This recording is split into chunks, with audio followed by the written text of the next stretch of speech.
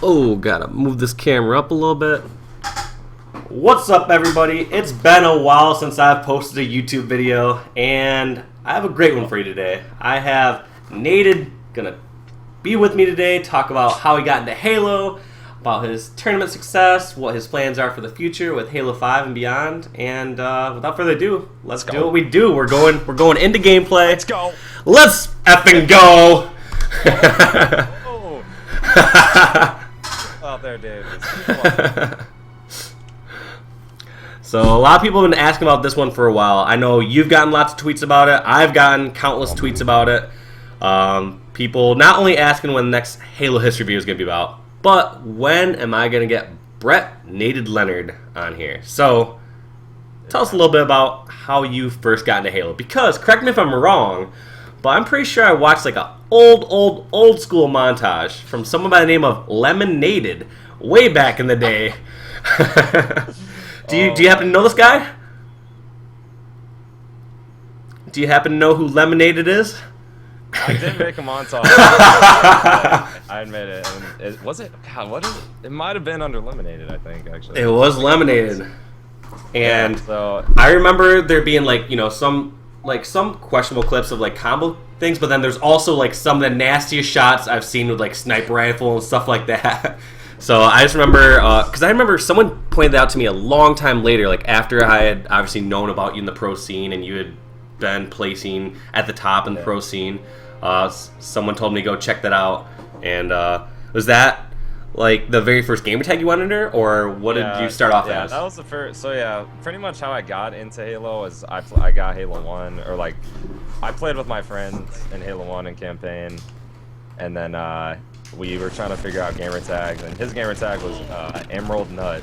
Emerald Nut, alright. That was his favorite brand. Are you talking like the grocery? Like the... Yes. It's like the brand of whatever it is. That's committing to one brand and hoping it works out. Like, I please hope that Kellogg's Honey Nut Cheerios sponsors me, man. I'm going as Honey Nut Cheerios to my first MLG event. So then I was just like, I don't know, I was trying to think of something, unique. I'm like, what, 11 years old or whatever. I was like, oh, I'll be Lemonaded, dude. It's like Naded, it's lemonade, it's pretty cool, I guess. Yeah, it's like more unique than just saying like something like grenaded or sniped or whatever it happens to be. So. Yeah, man, exactly. So I don't know, that's just what I came up with, and then I don't know, I decided that Lemonaded was a little bit too long of a gamer tag, so that's how I got Naded. It's shortened it, took the LEMO off, and then that's kind of how that all got started. But I don't know, I was really big into tricking and glitching in Halo 1 campaign back in the day. I never played, I never did lands like you did back in the day. So I was gonna ask, like you said, you originally got into Halo 1 campaign. Did you ever get really into multiplayer, or is it just more like the tricks and stuff? Like if you ever did multiplayer. I used to 1v1 my sister, and she was like 7 years old. She didn't even know how to play, and that's about how much multiplayer practice I got back then. But yeah, I went on. There's this website called High Impact Halo. And I used to go on that site, and it used to be like the hub for just glitching and all that stuff in campaign, and even multiplayer too. So is it more like random tricks, or like speedrunning tricks, or kind of both? Well, just random tricks, like blasting warthogs or on top of towers, or they just like any type of glitching, or there was some speedrunning too in there. But yeah, I always used to try to like go on the multiplayer maps and do all the little get out of the maps and glitch and stuff like that. But I never actually like played any competitive Halo 1 multiplayer. So did you even know about like competitive multiplayer, or when did you find out about that? I did the first. I guess the first time I kind of found out about that was like early 2005 MLG. Because I didn't really know about MLG in Halo 1 until Halo 2 came out. So. But yeah, after I watched like every single tournament in 2005, and that's kind of like how I got started. Okay. So someone in the chat is telling me I need to turn down the game volume just a little bit, or turn up Naded's voice. So let me quick turn up Naded's voice in the Skype call. Let's see. Adjust speaker settings. Let's And see. if somebody subs, I can't hear anything because the sub noise is so loud in my head. But I'll try. And these people are calling out too. All right, I'm just adjusting this sound settings real quick, and then Winning though. Skype all the way up, and let's see. So,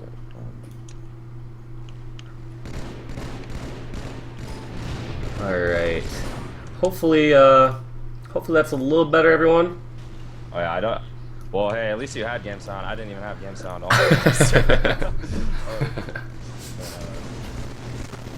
Alright, chat can let me know if that's any better, but we'll just keep playing here for a second.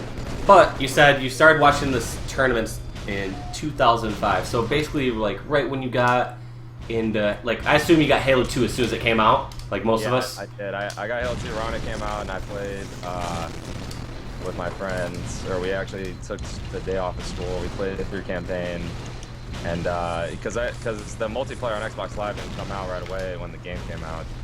So, you know, like a week or so after that, that's when I played my first multiplayer game.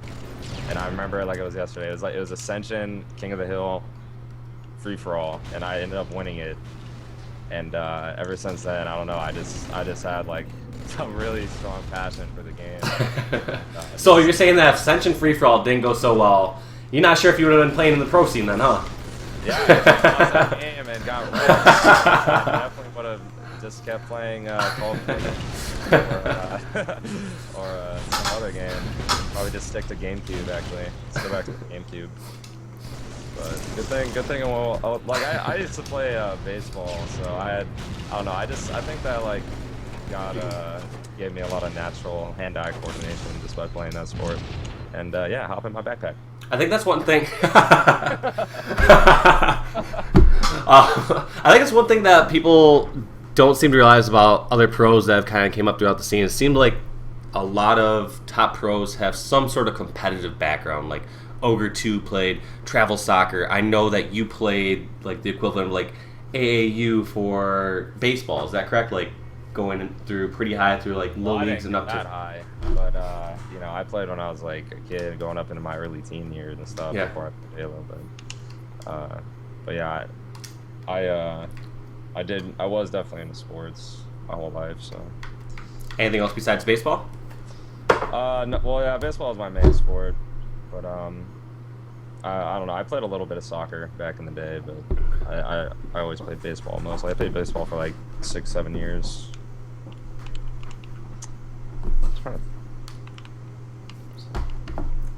I know you've always been a diehard Giants fan. Yeah.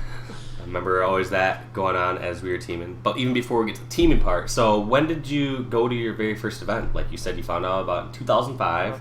And did you like watch the pro scene and you're just like, yep, I'm as good as these people? Or were you like, wow, I need to practice and get up to that level? All right, so yeah, it's before I even get into that, like, so like how I kind of got in my first competitive clan and stuff like that in Halo 2, because Halo 2 used to be all about clans. Oh yeah. So like the website I was on, High Impact Halo, they posted there's forums that I posted on, and everybody posted their gamer tags so you know we could all play with each other on Halo 2 when it came out, and one of the gamer tags I ended up adding this guy Hoedown. His name was Hoedown329. We actually became good friends. We played all the time. He was super competitive. We loved to play clan matches together, and you know that went on for you know the early part of 2005 for like probably like 5 or 6. Are you searching, by the way? It shows me searching. Want me back out and start again? Yeah. All right. Never gonna get a game. Tell me if you're searching now. No. Nope. Guess what we're doing? We're doing a quit the build. build. But but yeah, so yeah, me and Hoedown, we played together all the time, and that was kind of like how you know I found out about MLG and stuff. You know, just by I guess. Oh, yes, yeah, that's actually probably how I found out about it, was the leaderboards that Bungie had, and you know I would see like STK and all that stuff on the leaderboard. Yeah, our clans were at the weight. Like I remember, I don't know if we had the big team clan matches or just the minor clan matches. but Yeah. I remember we got to the point where basically the Bungie system had a restriction where it's like you could only match up against someone within like 3 or 4 levels of you or something like that. So we ended up getting to the point where we're 3 or 4 levels above like the even like second or third place team. So there's a lot of times we couldn't get matches. And one thing we'd always do is we'd always match against Straight Ribbon or wait till they were searching. And because they're one of the few teams we could play and like we could actually get experience off them. Yeah. And we would I remember this we would get done with the match and I remember like just like kind of trolling but kind of wanting to get another match. Like I would say in the post-game lobby we'd be matching up against like Fonzie, Fallacy and stuff and people saying good game and I would like act like we're talking like, yeah guys, I gotta go, good night, and catch you later. Oh yeah, good games, Fallacy, Fonzie, I'll catch you guys later. And as soon as we're done with that game, we start searching again as soon as they search. I remember one of the times we did that 2 or 3 times where I was like, that's the 3rd time you said you're going to bed. We're not falling for it again. And I was like, well, you fell for it the last 3 times, and we were able to get matches against you the last few times, so... Oh, man. That is hilarious. Can't believe that she fell for that. Oh, God. But, so yeah, that's just, I guess that is how I kind of found out about MLG, was just I seeing the leaderboards and then seeing all you guys were from the MLG scene and stuff. So, but the guy Hoedown that I was playing with, he actually introduced me to Rambi, and that's how I got into the whole pro scene, because he was friends with Fonzie and Fallacy and Samurai and Poon and all these guys. All these people who had been attending the very first events in 2005, basically. Yeah, exactly, and that's we actually almost ended up teaming in 2005, me and Rambi. But my first tournament that I went to was in Los Angeles, 2005, and I went with 2 guys from my school and this other guy online that we just played with.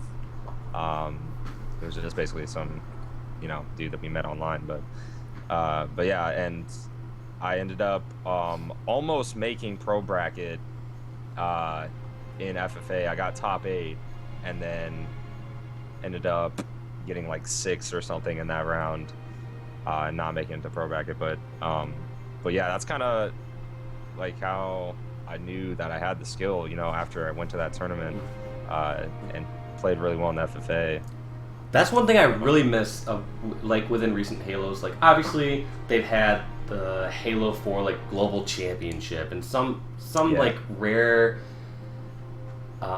individual events, but that's not like a staple of all the events anymore. And I really miss that because it's where I feel the easiest way for new up and coming pros to get their name out. Of course, having a good ranking system, having leaderboards all help.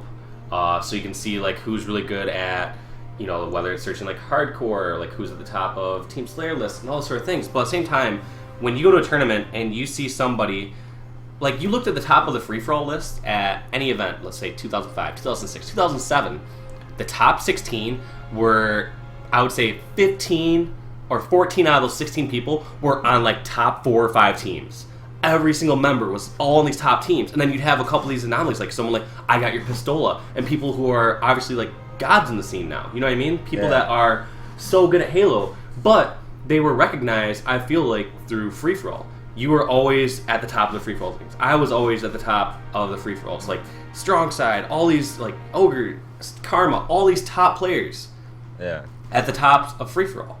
Exactly. Dude, I think free-for-all is honestly, I really wish they bring it back, because like you said, man, like it's a lot easier to get known by FFA rather than team, because you don't have to rely on anyone else. You can just play, show your skills, people see that you're good, and maybe better players will pick you up on their team.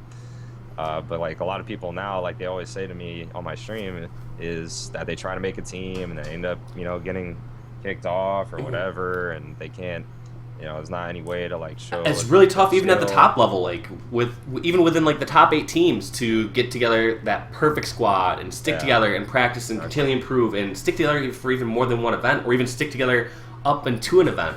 And that's where, I don't know, I really miss free-for-all, and I wish there's a good way to have that come back, because it was awesome. It was a good warm-up day where people get seeding for the event. There was amounts of prize money, and like I said, most importantly, especially for like younger players, it's a good way to get your name out because, as you said, like, do you think back in 2005 that without free-for-all, without your name being so big there, that you would have been able to put together some random team to come up into the ranks and place? Then, you know, Ramby or any of those guys probably would have had zero respect for any of my skill because, you know, they wouldn't have really known. Because free-for-all became that recruiting ground too, where a lot of these top teams, and then they would say, all right, we can grab this new player. Like, he or she might not be as smart with teamwork or communication or some of the overall strategies, but that comes with time and practicing with the top team. It's not like you just jump. Like, learning the individual skill, that's kind of like a very natural part where people can shoot, and that's super important to have going into like the top levels, like winning your BR fights and being allowed to shoot someone.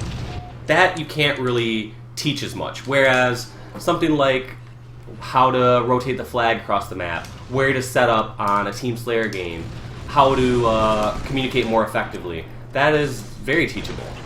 Yeah. And you notice it happen throughout every single Halo, where literally these players would come through free-for-alls, be insanely skilled, but you'd see them improve dramatically when they got on some of these top teams, turn into these unstoppable forces. And so, yeah, that's one thing I would really love to see in the scene. Because, I think the main focus should be the team game, of course. I don't want it just to be individual events, but it'd be awesome to see if there's a way to mix in both. I agree, man. 100%.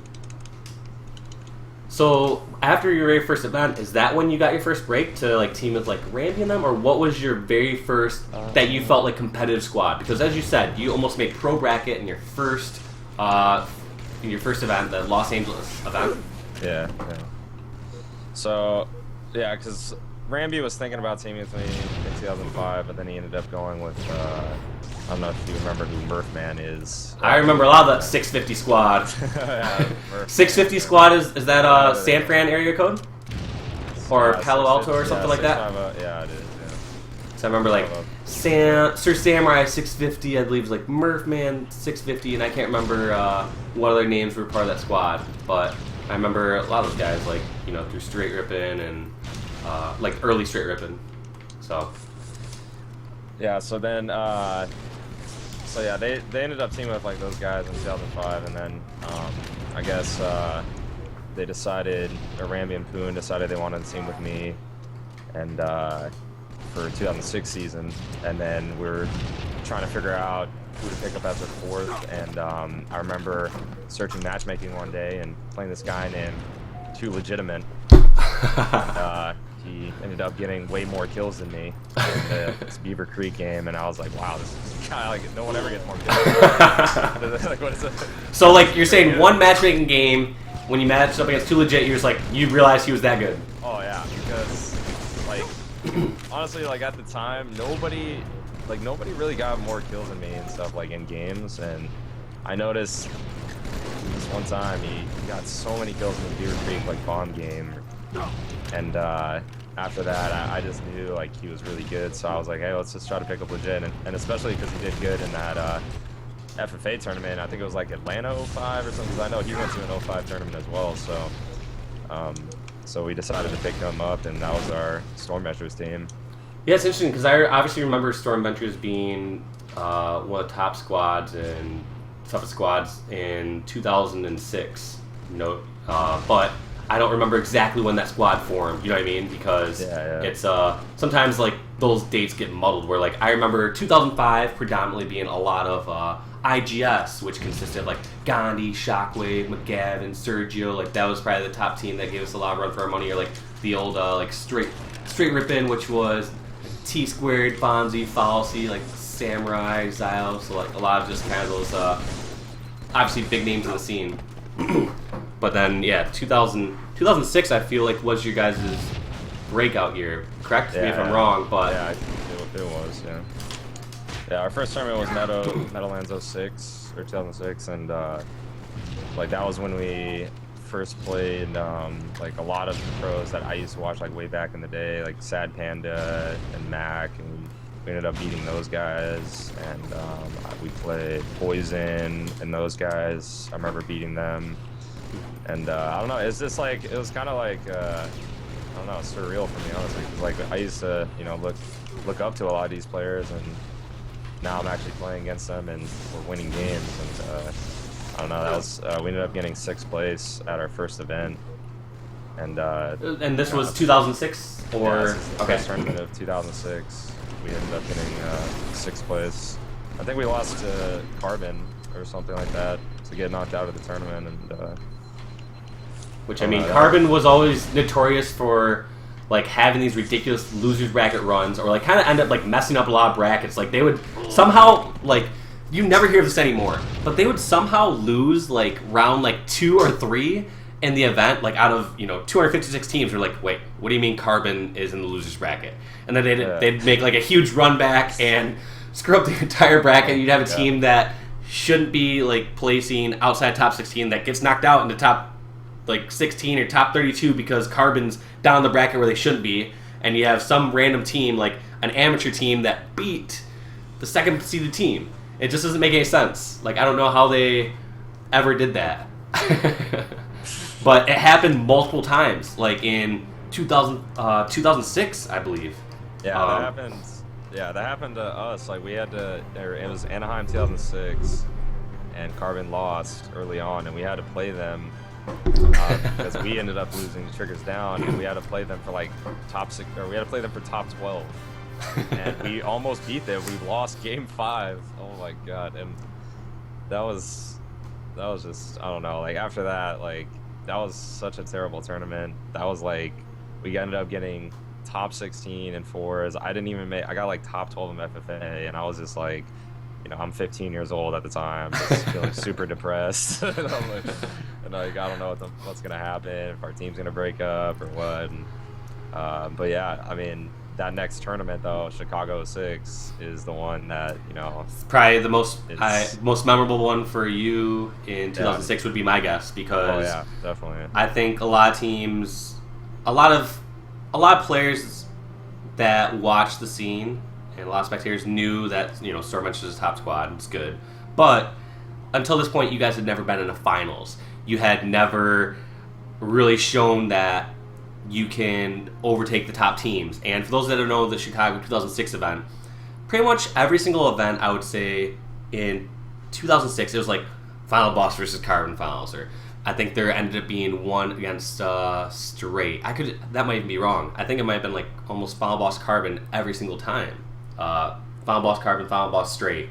And then out of nowhere, the team that placed 12th or 16th the event before ends up beating Carbon. I believe you beat Straight Rip in that event as well, and you're playing us in the finals in Chicago. And I think it was probably one of the most exciting finals that a lot of people got to watch, because you can correct me if I'm wrong, but you guys were absolutely on fire, pulling off ridiculous out BRs, get these kills. Like, you probably agree with me and say that, yeah, you guys had a ton of individual skill. Yes, you guys worked together well, but you would agree that your teamwork and strategy and communication is probably 100 times better now than it was back in 2006 compared to like us, like on Final Boss. Like, we were a very structured team. We were very methodical with our setups and stuff like that, and we're playing against, like you said, like these 15 to 18-year-olds that are just running around, double shotting us, like BXRing us,